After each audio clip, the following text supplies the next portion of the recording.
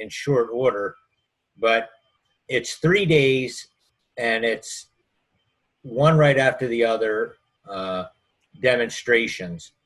They're starting on East Coast time, so they start a little late for us and run a little late, but that's kind of a balance thing.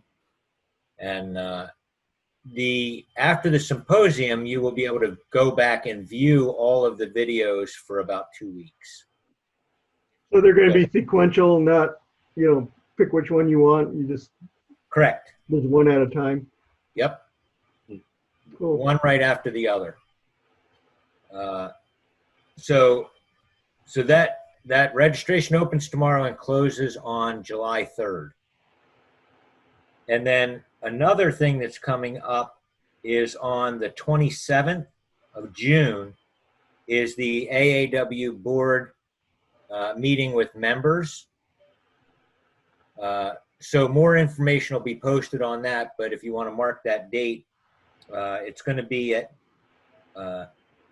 noon our time on Saturday the 27th, and members will be able to call in. If you have questions for the board, it's recommended that you send your question in advance. That way we can have an answer ready.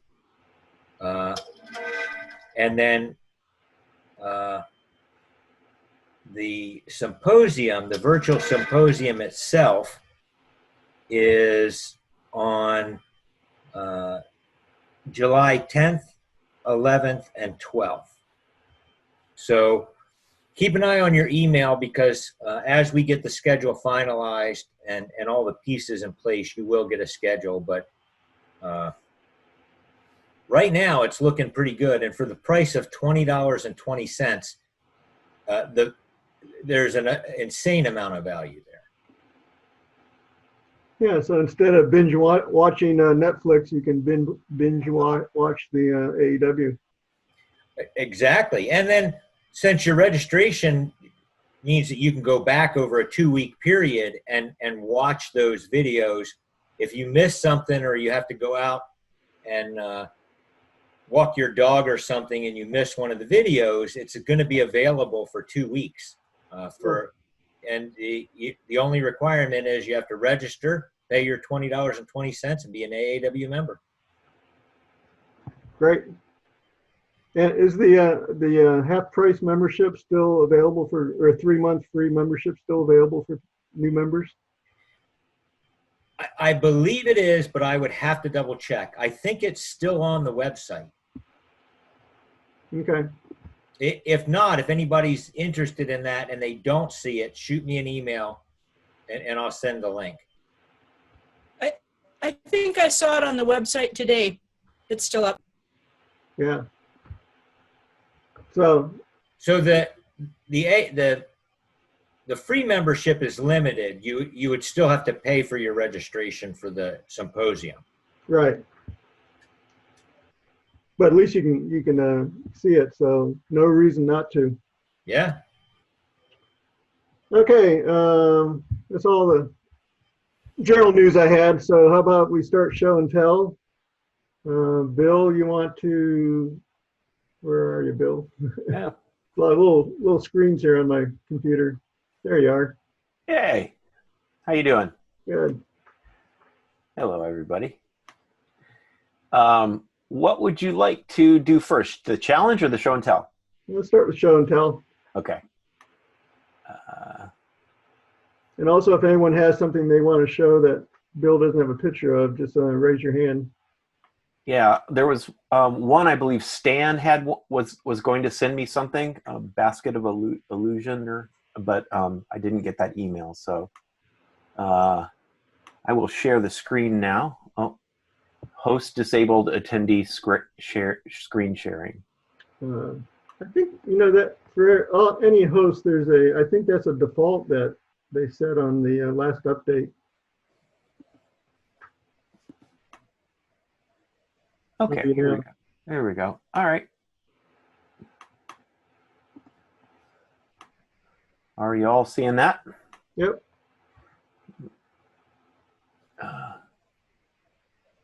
That is Dave Wood. Yeah. Well, I made this several years ago before I knew any So better. what is that? It's maple. It had a real punky spot. You can see where the punk was coming toward the screen. So I filled it up with, before I cut it out, I filled the punky spot with, I just went out in the yard and cut some tree branches, and it happened that the green and the bark stayed green. And then I just used handfuls of sawdust and a whole lot of super glue, of course. And then I cut the bowl. So it's just interesting. Wow. That's pretty cool. Yeah, it's really neat. And the next one, Dave, this is you again. Oh, this was, it's maple. I think it's Norwegian maple, but we're not sure. A friend of mine gave me the tree, so I gave him this bowl. It was very green when I cut it. I dried it in the microwave as best I could, but it's still warped a bit. But I'd never seen a piece where it looked like a Holstein cow with dark and white like that. And so I just thought it was interesting wood. So Yeah. Okay. very, very nice to work if that's what it was. Yeah. The next thing is Dave Wood again. Well, I had a chunk of maple, and my son-in-law hit a perfect 300 bowling game. Wow. So Wow. for Christmas, 2 Christmases ago, I made this bowling pin for him as a trophy, and then with room on the plate to add another 300 score someday.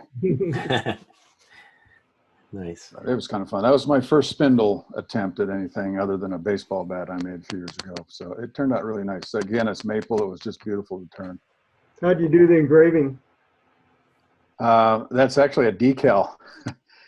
I went down to a sign shop near the Fred Meyer on Terwilliger there, and they make things like that it's a sign company. That's And the then- DLE? No, that's my son-in-law's initials. Yeah, I said, is that how you did those initials? Yeah. Cool. Yeah, they're decals. Yeah, the stripes are cut in and burned with a piece of wire, but and then the big black thing, that's just the grain of the wood the way it was. Yeah. Yeah. Cool. Neat. Okay, next is Dave Williams. Dave, are you on? I think I saw you in there. I'm here. That's walnut.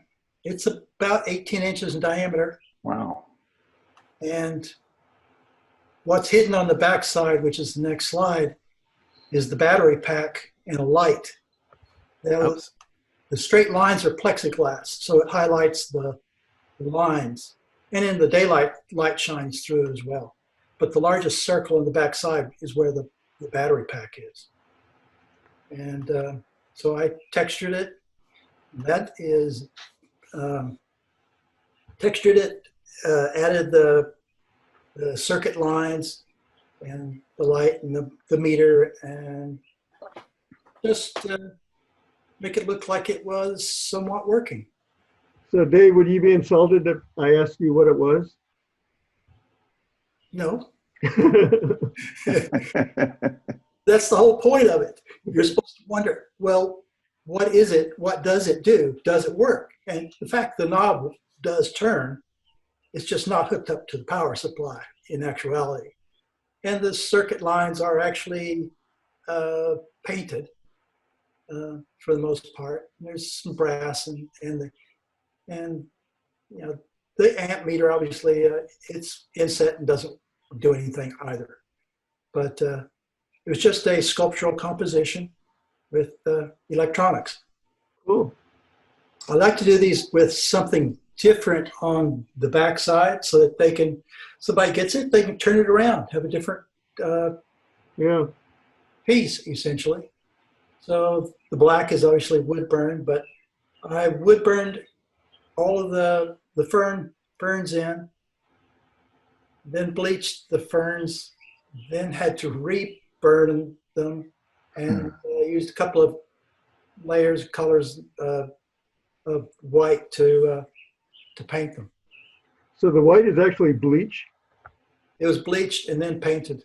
It's got a very whitewash kind of coat, not a very solid coat. But anyway, Cool. Very long cool. steel base on it.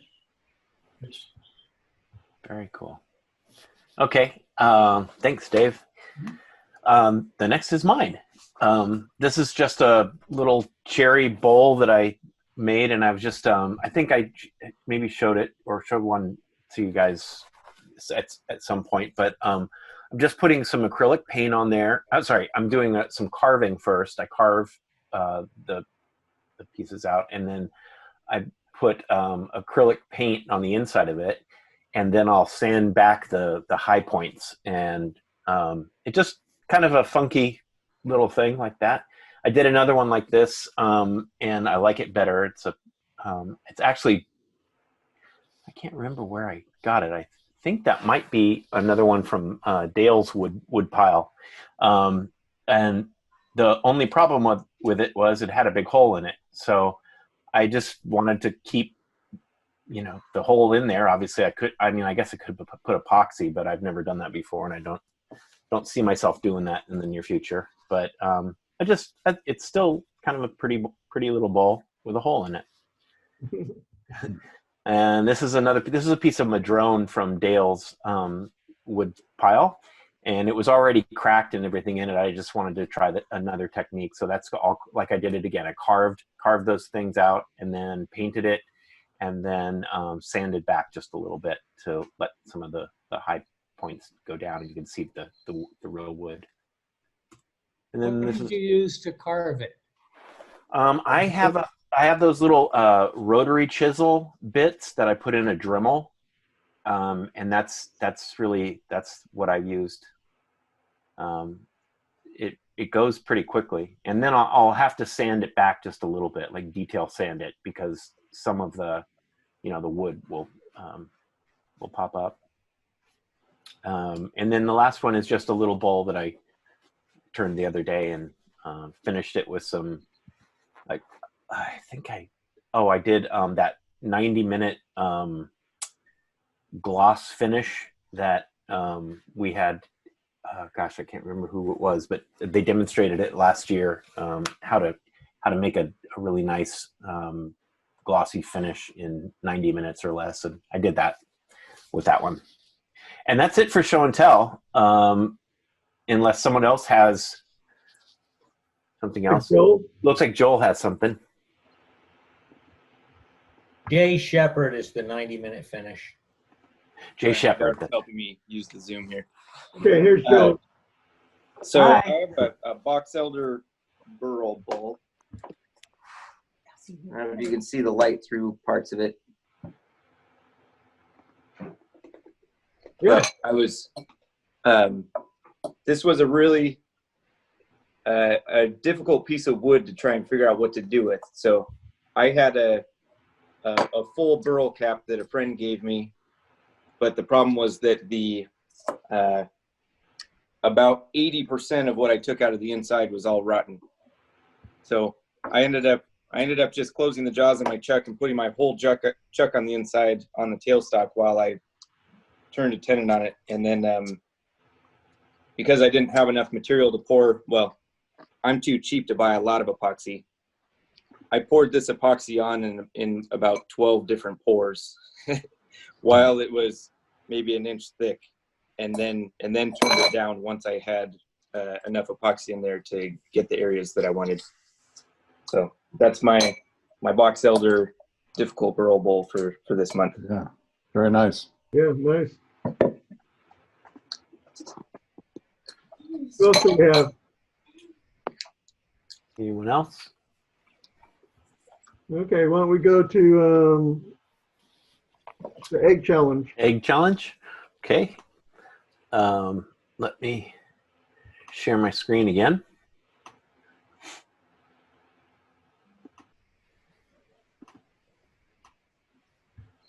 I know more of you guys have stuff to do show and tell, so don't be shy next one.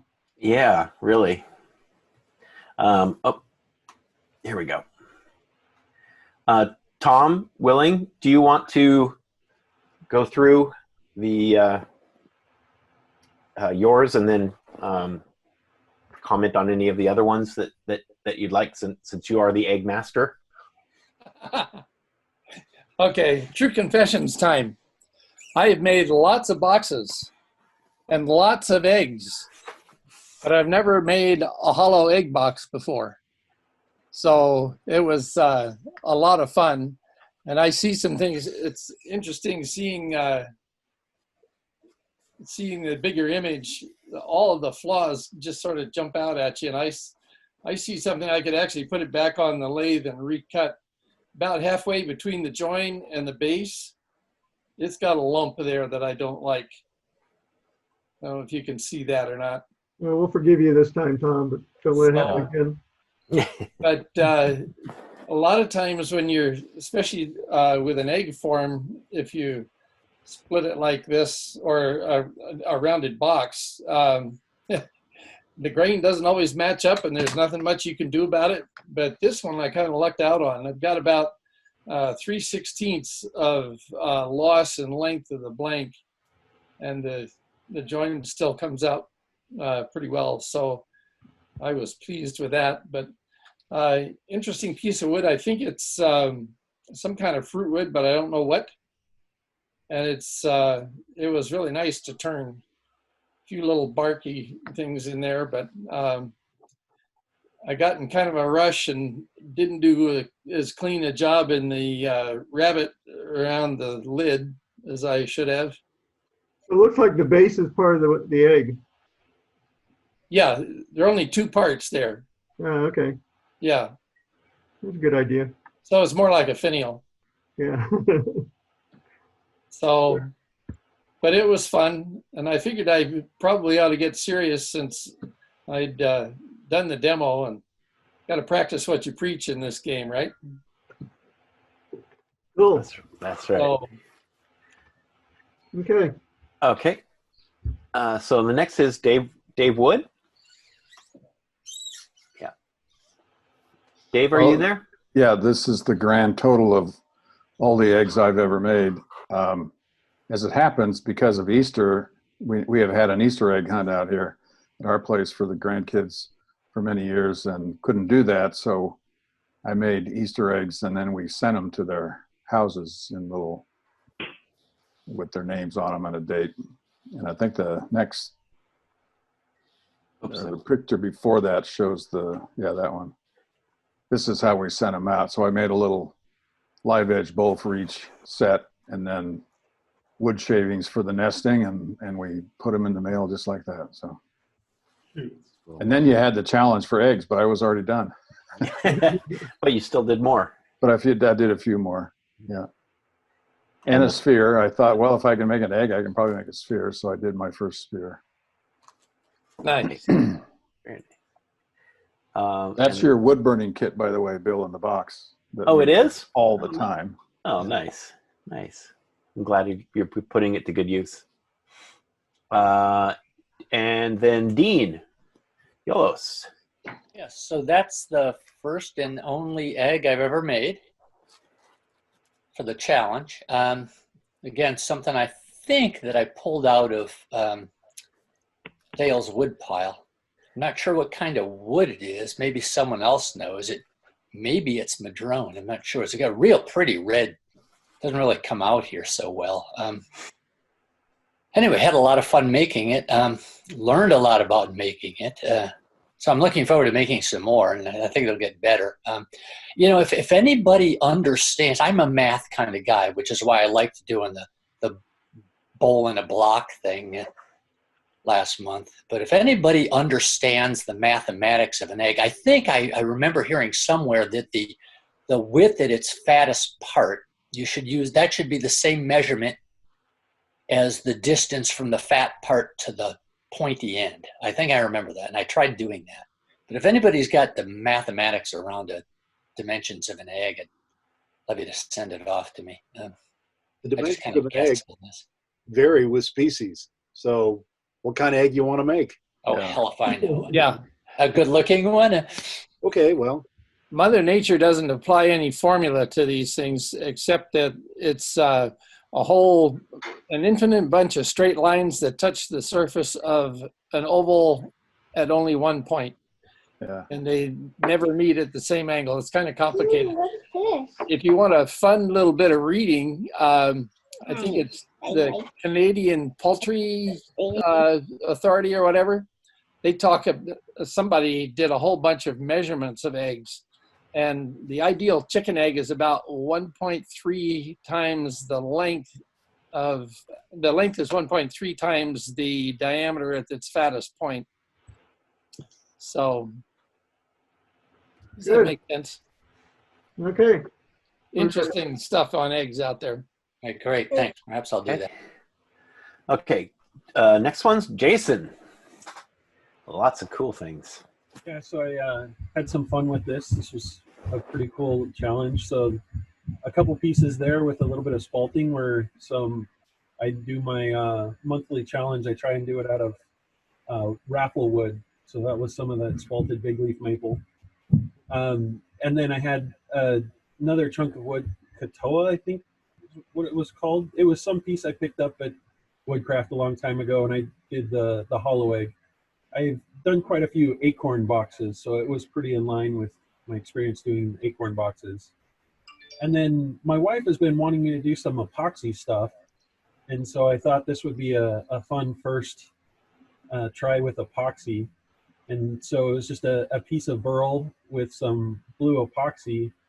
And I tried to do something a little creative, but I ended up putting in too much of the color stuff so that it's kind of hidden. But when you hold it up to a light, there's a little toy shark in there. Or I've got 3 little boys, so they got a kick out of that. So I'm actually working on some other similar things. I went and got some other toys that I can put in epoxy for the spheres for next month. And another little tip, I picked up some Osmo hard wax oil, and I've been using that for finish on my turnings, and I've really liked it. It's really simple, really quick, and it gives a really nice close to the wood finish. And hi, Elsie. And what was that last, Jason? What was that? What was the last thing you said? Oh, I was saying hi to Elsie. Oh, okay. Showing up on her dad's video. Where do you get the Osmo oil? I picked it up at Woodcraft in downtown Portland. I want to say it was between $15 and $20 for this little one, but you use very, very little of it, so it goes a long ways. Yeah. Cool. Thank you. Crosscut Hardware Woods also has it. They have a lot of Osmo stuff there too. The hard wax oils are really starting to gain a lot of popularity. They started as hardwood floor finish, and it's being picked up by a lot of woodworkers. So I suspect it's going to become a lot more common and easy to find. Yeah. Okay, Joel, you've got some interesting ones here too. You're muted, Joel. All right. So it's been a little while since I've turned an egg. This maybe is the 3rd one I've ever done, but I wanted to start with some flame box elder because that's a wood I'm very comfortable with. So that was my first one, just to kind of get familiar. And then I started trying. I got around to 3 of my other crazy ideas. So we can skip to the next picture and we'll see what the next one is. All right. So this one's the colored pencils and epoxy. I've seen these ideas on YouTube a lot, and it was a lot of fun. I will say sanding colored pencils is horrible. I'm really glad I started with an egg. I will probably never make anything bigger out of colored pencils. I have it right here, but it gummed up the sandpaper immediately and then would smear the color of every pencil across the entire egg.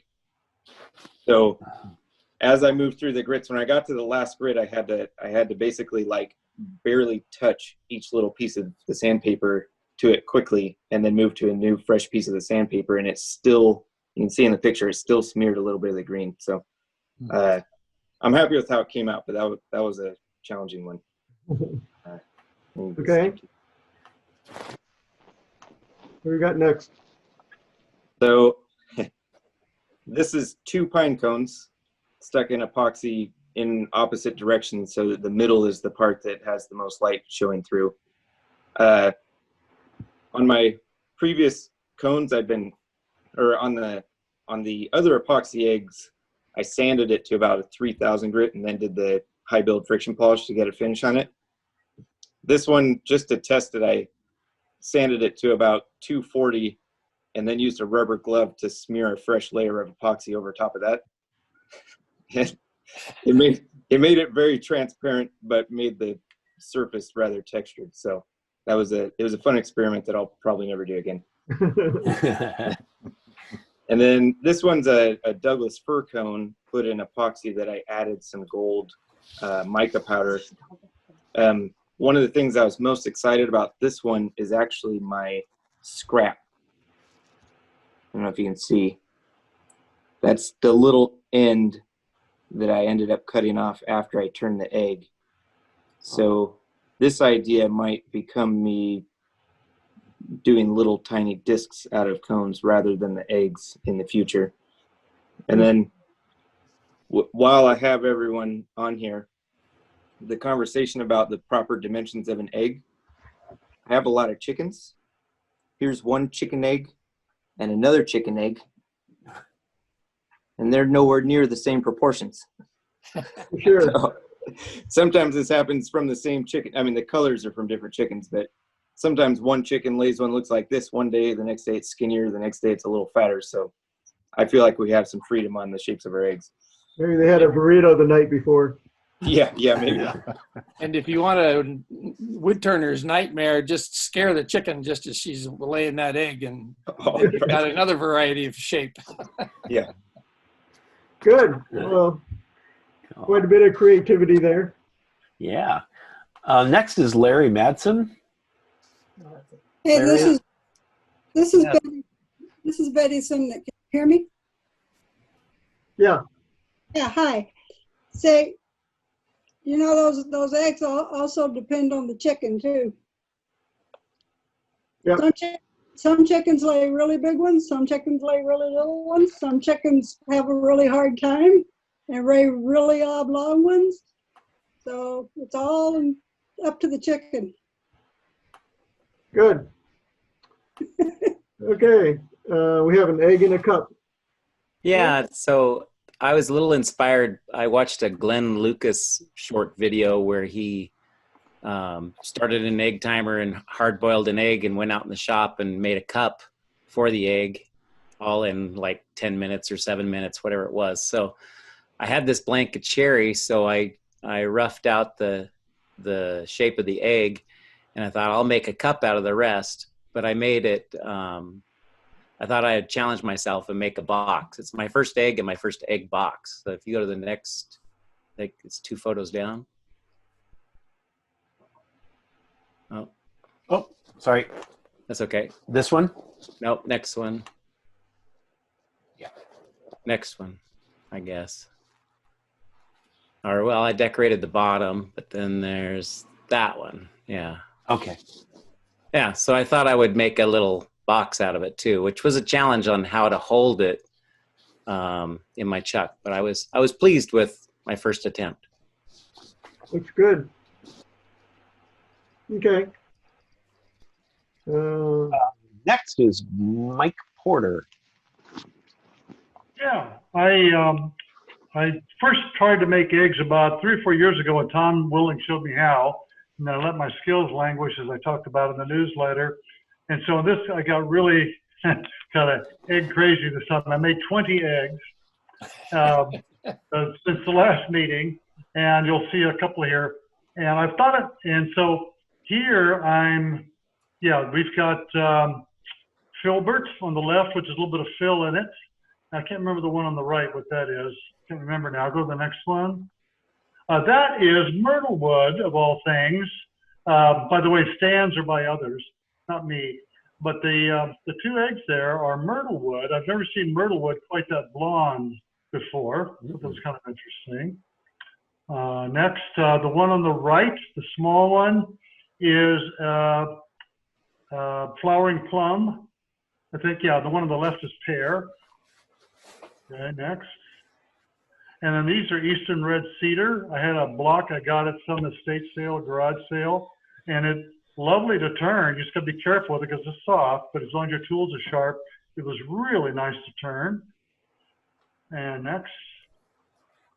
So this is, I just kind of picked up, and then we've got walnuts. We have another fruit wood and maple, I think. Okay, next. Okay, this is madrone. This is from a madrone branch, and this is an egg box. And on one side of it, there's some cracks I filled, and this, yeah. And then this one is my last egg box, and I was happiest with this design. And nice. this is madrone, like the previous one was madrone, only this is more main madrone, I don't know, heart and softwood. And I just love turning madrone, and this one worked out the best. I was happiest with this one. Yeah. So that's it. Your beads and coves are really nice on that. Yeah. Thank you.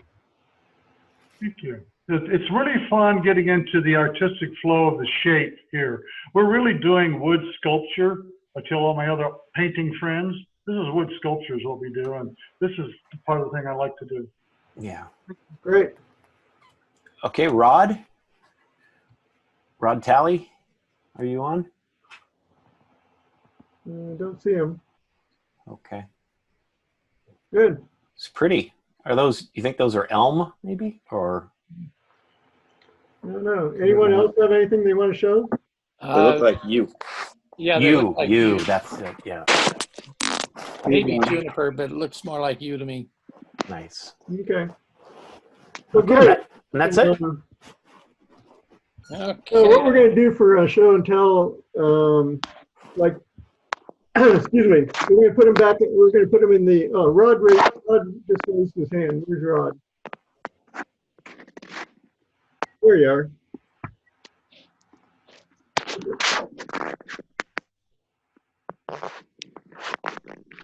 I don't know, for some reason I can't unmute people. You have to unmute yourself, Rod. Did that work now? Yeah. I was trying to do it earlier, sorry.